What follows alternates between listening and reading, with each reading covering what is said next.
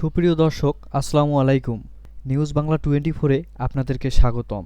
প্রথমেই জানিয়ে দিচ্ছি সংবাদ শিরোনাম। আওয়ামী লীগের কেন্দ্রীয় অফিস দখল, চলছে পরিষ্কার পরিচ্ছন্নতার কাজ। বার্ন ইনস্টিটিউটে চিকিৎসাধীন ৪২ জন, আশঙ্কাজনক অবস্থায় ৬। দিনে বৈষম্য বিরোধী নেতার, রাতে জয় বাংলার মিছিলে। নূরের সংবাদ সম্মেলনে হট্টগোল। পাবনায় আধিপত্য বিস্তার নিয়ে গোলাগুলি, আহত ১২। যে দল কর্মীদের সামলাতে পারছে না, তাদের হাতে মানুষের জীবন নিরাপদ নয়। এতক্ষণ শুনছিলেন সংবাদ শিরোনাম। পুরো খবর পেতে ভিডিওটি শেষ পর্যন্ত দেখুন। সর্বশেষ খবর পেতে চ্যানেলটি সাবস্ক্রাইব করুন। এবার বিস্তারিত। আওয়ামী লীগের কেন্দ্রীয় অফিস দখল, চলছে পরিষ্কার পরিচ্ছন্নতার কাজ। আন্তর্জাতিক ফ্যাসিজম ও গণহত্যার গবেষণা ইনস্টিটিউট নামে দুইটি ব্যানার টাঙিয়ে গুলিস্তানে আওয়ামী লীগের কেন্দ্রীয় কার্যালয় পরিষ্কার পরিচ্ছন্ন করার কাজ শুরু হয়েছে। প্রায় এক বছর পরিত্যক্ত অবস্থায় পড়ে থাকার পর গতকাল বুধবার থেকে ১০ তলা এই ভবন পরিষ্কার করা শুরু হয়। আজ বৃহস্পতিবার দেখা যায় ভবনের ৩য় তলায় জমে থাকা ইটের খোয়া ও ময়লা আবর্জনার স্তূপ পরিষ্কার করা হচ্ছে। দোতলায় জমে থাকা আবর্জনা ইতিমধ্যে পরিষ্কার করা হয়েছে। এর আগে গতকাল সকাল থেকেই নিচতলা পরিষ্কার করা হয়। ১০ থেকে ১২ জন ব্যক্তি ভবনটি পরিষ্কারের কাজ শুরু করেছেন। তারা বলেছেন, পুরো ভবন তারা পরিষ্কার করবেন। ভবনটির সামনে প্লাস্টিকের চেয়ারের বেশ কয়েকজন ব্যক্তিকে বসে থাকতে দেখা গেছে। আওয়ামী লীগের কার্যালয়ের সামনে আন্তর্জাতিক ফ্যাসিজম ও গণহত্যা গবেষণা ইনস্টিটিউট নামের ব্যানার টানানোর বিষয়ে জানতে চাইলে সেখানকার অবস্থানরত ব্যক্তিরা সাংবাদিকদের বলেন, পুরো ভবনটি পরিষ্কার পরিচ্ছন্ন করার পর বৈষম্যবিরোধী ছাত্র আন্দোলনে যারা যুক্ত ছিলেন তাদের হাতে তুলে দেওয়া হবে। এই ভবনে গত বছরের জুলাই-আগস্টের অভ্যুত্থানের আহত ব্যক্তিদের অফিস, শহীদ পরিবারের অফিস করা হবে। ক্ষমতার দাপট দেখিয়ে সরকারি জমি দখল করে এই ভবনটি তৈরি করা হয়েছিল, এমন দাবি করে তারা আরও বলেন, কোন ভবনের কোন তলায় কী হবে তা ছাত্র জনতা ঠিক করে নেবে। সেখানে অবস্থানরত ব্যক্তিদের কেউ নিজেদের নাম পরিচয় প্রকাশ করতে রাজি হয়নি।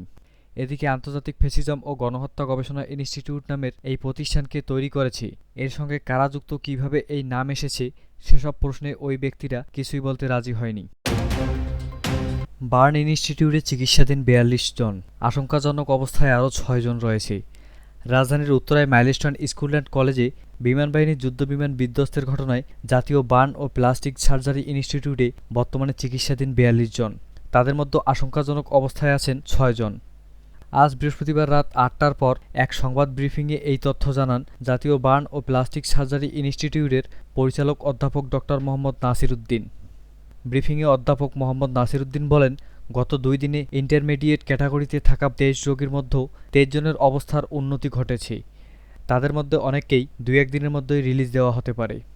আগুনে পোড়া রোগীর অবস্থা সময়ের সময়ে পরিবর্তিত হতে পারে উল্লেখ করে মোহাম্মদ নাসির উদ্দিন বলেন, সিভিআর ক্যাটাগরিতে থাকা ১৩ রোগীর মধ্যে কয়েকজন সামনের দিনগুলোতে হয়তো ইন্টারমিডিয়েট ক্যাটাগরিতে চলে আসতে পারেন। বর্তমানে আইসিইউতে চিকিৎসা নিচ্ছেন ৮ জন। এ সময় এক প্রশ্নের জবাবে অধ্যাপক মোহাম্মদ নাসির উদ্দিন বলেন, সিঙ্গাপুর ও ভারতীয় চিকিৎসক দলের সঙ্গে তাদের বৈঠক হয়েছে।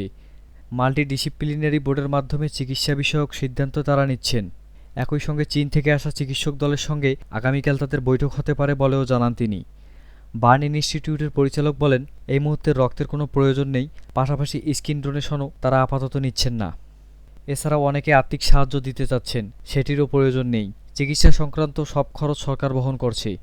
গত সোমবার দুপুরে মাইলস্টোন স্কুল অ্যান্ড কলেজের একটি দোতলায় ভবনে বিমানবাহিনীর একটি প্রশিক্ষণ যুদ্ধবিমান বিধ্বস্ত হয়। এই ঘটনায় ৩১ জন নিহত ও ১৬৫ জন আহত হওয়ার তথ্য দিয়েছেন আন্তঃবাহিনী জনসংযোগ পরিদপ্তর আইএসপিআর। পরে এই ঘটনায় আহত আরও ৩ জনের মৃত্যু হয়েছে। সেই হিসেবে সব মিলিয়ে এই ঘটনার নিহতের সংখ্যা দাঁড়ায় ৩৪ জনে। এদিকে আজ সকাল ১০:৩০ নাগাদ পাওয়া হালনাগাদ তথ্যের ভিত্তিতে স্বাস্থ্য অধিদপ্তর বলেছে, এই ঘটনায় নিহত মানুষের সংখ্যা দাঁড়িয়েছে ২৯। পরে জাতীয় বার্ন ইনস্টিটিউটে আরও ২ জনের মৃত্যু হয়েছে। তাদের হিসাব অনুযায়ী এ ঘটনায় নিহতের সংখ্যা ৩১ জনে। দিনে বৈষম্যবিরোধী ছাত্রনেতা, রাতে জয় বাংলার মিছিলে। সাতক্ষীরার দেবারহাটায় রাতের আধারে হেলমেট ও মাস্ক পরে মিছিল বের করা হয়। মুখে ছিল জয় বাংলা, জয় বঙ্গবন্ধু সহ নানা স্লোগান। প্রথম দেখায় মনে হতে পারে এটি ছাত্রলীগের কর্মসূচি, তবে মিছিলের আড়ালে ছিল ভিন্ন পরিকল্পনা। নেতৃত্বে ছিলেন বৈষম্যবিরোধী ছাত্র আন্দোলনের দেবারহাটা উপজেলার আহ্বায়ক মুজাহিদ বিন ফিরোজ এবং জামায়াতের নেতা সোলায়মান হোসেন। ঘটনাটি ঘটে গত ১৬ জুলাই গভীর রাতে দেবারহাট উপজেলার সখীপুর ইউনিয়নের চিনেডাঙ্গা এলাকায়। মিছিলের সময় জামায়াত শিবিরের চামড়া খুলে নেব আমরা, বিএনপির চামড়া খুলে নেব আমরা, এমন উত্তেজনাকর স্লোগানও দেওয়া হয়। স্থানীয়দের অভিযোগ, গোপালগঞ্জের ঘটনার জেরে দেবারহাট এলাকায় আওয়ামী লীগের নেতাকর্মীদের শাস্তির আওতায় আনার জন্য গভীর রাতে ওই মিছিলের নাটক সাজানো হয়। মিছিলের পরিকল্পনায় থাকা বৈষম্যবিরোধী ছাত্র আন্দোলনের দেবারহাটা উপজেলা শাখার সমন্বয়ক, পরে আহ্বায়ক মুজাহিদ বিন ফিরোজ এবং সখীপুর ইউনিয়নের জামায়াতের নেতা সোলাইমান হোসেন তারা ও তাদের অনুসারীরা হেলমেট ও মাস্ক পরে চেহারা গোপন করে মিছিলে অংশ নেন। নাটকীয় পরিকল্পনা অনুযায়ী কয়েক মিনিটে ওই মিছিলটির ভিডিও ধারণ করে রাতে ফেসবুকে ছড়িয়ে দেন মুজাহিদ। ভিডিওতে আওয়ামী লীগের নামে হুমকিমূলক বার্তা দেন তিনি। প্রথমে ভিডিওটি অস্পষ্ট হলেও পরে একটি স্পষ্ট ভিডিও ফাঁস হয়। সেখানে জামায়াত নেতা সোলাইমান ও ছাত্রনেতা মুজাহিদকে পোশাক ও চালচলন দেখে শনাক্ত করা যায়। বিষয়টি সামাজিক যোগাযোগ মাধ্যমে ভাইরাল হয়। এ নিয়ে পুলিশ প্রশাসনও নড়েচড়ে বসে। নূরের সংবাদ সম্মেলনে হট্টগোল। জাতীয় সংসদ নির্বাচনে আসন বণ্টন নিয়ে সংবাদ সম্মেলনে হট্টগোল আর বাকবিতণ্ডায় জড়িয়েছেন গণ অধিকার পরিষদের নেতারা।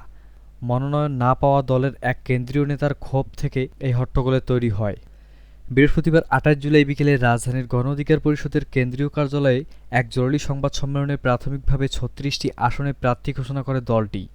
এ সময় গাজীপুর ২ আসনের মনোনয়ন না পাওয়ার ক্ষোভ প্রকাশ করেন দলটির কেন্দ্রীয় নেতা মাহফুজুর রহমান খান। ঘোষণায় দেখা যায়, গাজীপুর ২ আসনের প্রার্থী করা হয়েছে আব্দুর রহমানকে, অথচ সেই আসন থেকে মনোনয়ন প্রত্যাশী ছিলেন মাহফুজুর রহমান খান।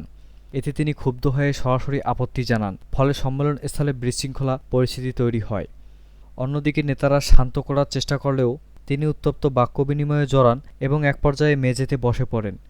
সংবাদ সম্মেলনে উপস্থিত ছিলেন গণ অধিকার পরিষদের সদ্য নির্বাচিত সভাপতি নুরুল হক নূর, সাধারণ সম্পাদক রাশেদ খান সহ শীর্ষ নেতারা। তত্ত্বাবধায়ক সরকার নিয়ে সাবেক বিচারপতি খায়রুল হকের দেওয়া রায় রাষ্ট্রবিরোধী ছিল বলে মন্তব্য করেছেন বিএনপির মহাসচিব মির্জা ফখরুল ইসলাম আলমগীর। পাশাপাশি আইন অনুযায়ী তার দৃষ্টান্তমূলক শাস্তির দাবি জানিয়ে বলেন, দেরিতে হলেও তার বিরুদ্ধে ব্যবস্থা নেওয়ায় আমরা সন্তুষ্ট। বৃহস্পতিবার ২৪ জুলাই দুপুরে গুলশানের বিএনপি চেয়ারপারসনের কার্যালয়ে এক জরুরি সংবাদ সম্মেলনে তিনি এসব কথা বলেন। মির্জা ফখরুল বলেন, খায়রুল হকের সেই রায়ের পর আওয়ামী লীগ তত্ত্বাবধায়ক সরকার ব্যবস্থার বাতিল করেছে। এরপর থেকে দেশের সমস্ত রাজনৈতিক সংকটের জন্য এটি দায়ী। তিনি বিচার বিভাগের প্রতি আস্থার জায়গাটি ধ্বংস করেছেন। বিএনপির মহাসচিব আরও বলেন, শিশু একাডেমির ভবনটি ভেঙে ফেলা ও স্থানান্তরের প্রক্রিয়া চলছে বলে জানতে পেরেছি। আমরা এটির বিরোধিতা করছি, কারণ ভবনটি ভেঙে ফেলা হলে তা শিশুদের মেধা ও মানব বিকাশের বাধা হয়ে দাঁড়াবে। এর আগে বৃহস্পতিবার সকালে সাবেক প্রধান বিচারপতি এবিএম খায়রুল হককে ধানমন্ডি থেকে গ্রেপ্তার করে ঢাকা মহানগর পুলিশের গোয়েন্দা বিভাগ ডিবি। খায়রুল হকের বিরুদ্ধে ঢাকা ও নারায়ণগঞ্জে ৩টি মামলা রয়েছে। ২০১০ সালের ২৭ সেপ্টেম্বর দেশের ১৯তম প্রধান বিচারপতি হিসেবে নিয়োগ পান খায়রুল হক। আপিল বিভাগে থাকাকালে সংবিধানের তত্ত্বাবধায়ক সরকার ব্যবস্থা বাতিলের রায় দেন তিনি।